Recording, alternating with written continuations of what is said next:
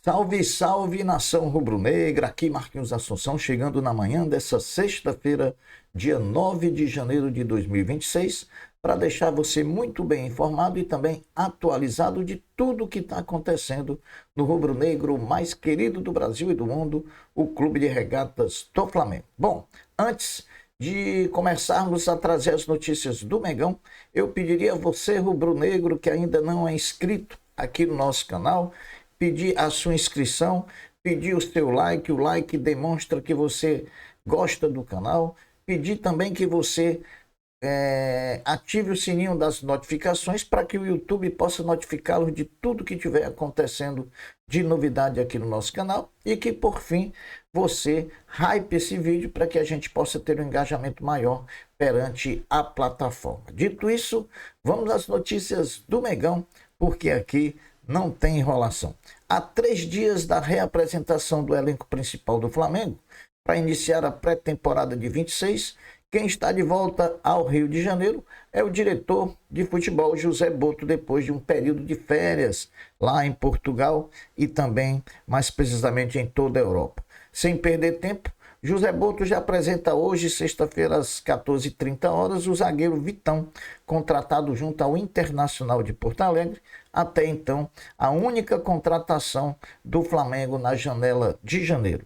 Com informação do jornalista Rodrigo Matos do UOL, o Flamengo fez a terceira proposta de compra ao Cruzeiro do jogador Caio Jorge. Dessa vez a proposta foi toda em dinheiro, um total de 30 milhões de euros ou 188 milhões de reais. A proposta foi recusada pelo Cruzeiro. Ontem, quinta-feira, o centroavante Pedro tomou uma atitude surpreendente e mostrou que está focado na temporada de 26, temporada que vale vaga em Copa do Mundo, muito importante, temporada que pode conquistar o pentacampeonato da Libertadores, o decacampeonato brasileiro, enfim.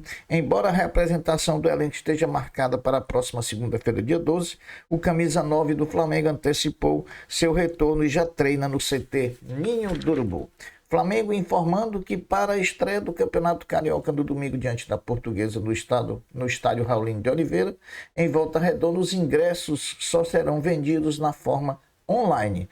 Não haverá vendas em bilheterias físicas.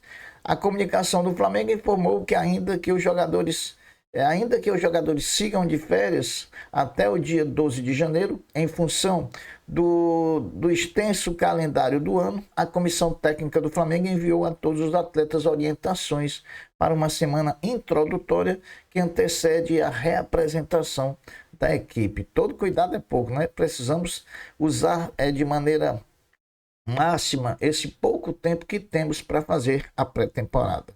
Isso trata-se de um plano de exercícios que podem ser realizados em casa, na academia ou até mesmo no CT, sempre de maneira individual.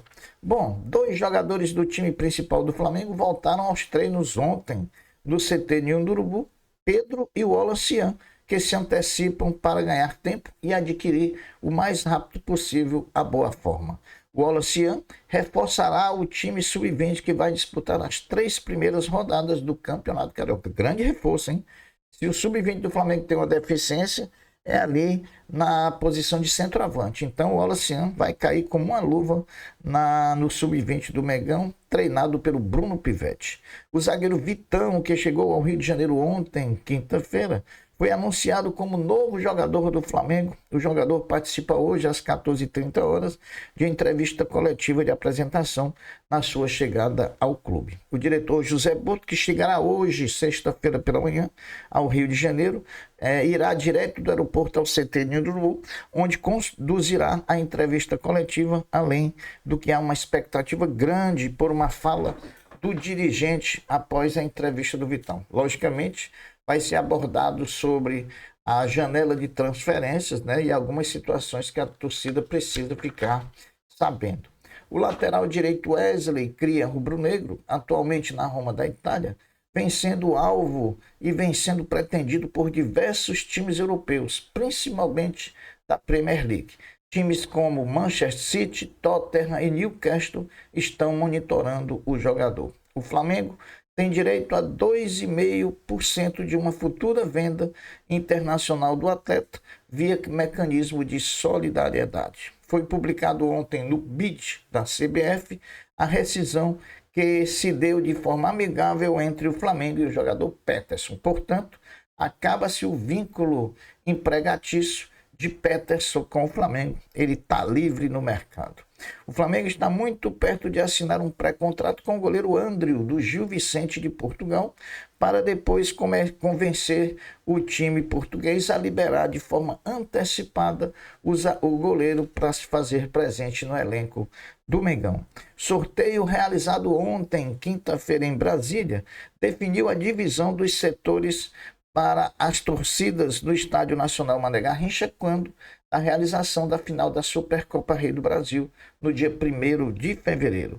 A torcida do Flamengo ficará nos setores norte e leste, já a do Corinthians ocupará os setores sul e oeste. Os ingressos ainda não estão à venda. Cuidado com sites anunciando venda de ingressos nesse momento, porque ainda não começaram as vendas, portanto, seriam sites aí ilegais, né? Então, cuidado, não tem ninguém vendendo ingresso ainda para a final da Supercopa entre Flamengo e Corinthians. Depois da parada por conta das festas de final de ano, o basquete do Flamengo voltou às quadras do NBB 25-26 ontem à noite em Campina Grande, na Paraíba, diante do Unifaciba e jogando muito mal mesmo, perdeu de 89-88 para o Unifacisa. E ainda por cima, perdeu o Jack Johnson, né? O jogador Jack Johnson por conta de uma lesão muscular na coxa direita. O Flamengo não vem jogando bem, né? E ontem, mais uma vez, não jogando bem, ainda sem Alexei, perdeu para o Unifacisa. Agora, o orgulho da nação continua no Nordeste, indo a Fortaleza no sábado, enfrentar às 16 horas o basquete cearense, em mais uma rodada do NBB 25-26.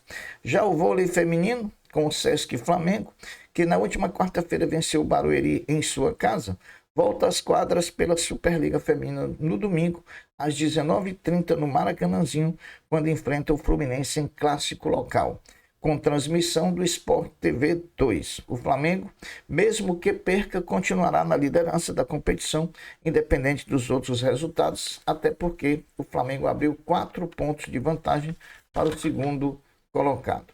Depois de anunciar a renovação de contrato das jogadoras Jenny e Mona Lisa, o futebol feminino do Mengão anunciou a contratação da lateral esquerda Maísa, de 23 anos, que vem do América Mineiro para reforçar o Mengão.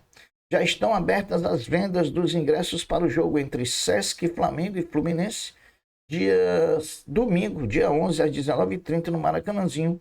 Lembrando que será torcida única, só terá torcida do Flamengo, não teremos torcida visitante. O Flamengo receberá como mecanismo de solidariedade 0,74% dos 27 milhões que o Cruzeiro vai pagar ausente pela contratação do meio-campista Gerson.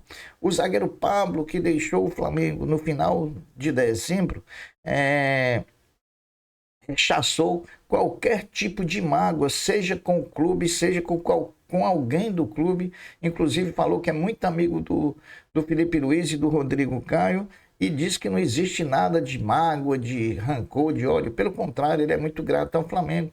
O Flamengo fez ele crescer muito, mesmo não jogando. E isso é uma demonstração de espiritualidade e de crescimento espiritual. Então, palmas para o Pablo, que todo mundo tinha na conta de que ia fazer e acontecer quando saísse do Flamengo. E agora o que a gente está vendo é um cara bem centrado, bem equilibrado e sabendo o que quer da vida. Boa sorte para o Pablo lá no São Bernardo, time que agora ele vai defender na temporada de 2026, disputando o Campeonato Paulista, disputando Copa do Brasil e disputando o Campeonato Brasileiro da Série B pelo time do interior de São Paulo. Eu sou Marquinhos Assunção e essas são as notícias do Flamengo dessa sexta-feira, dia 9 de janeiro de 2026. Eu me despeço de vocês, fico por aqui, dizendo um até breve, um até logo. Fiquem todos com Deus, porque eu sempre estou com Ele. Saudações rubro-negras. Fui. Tchau.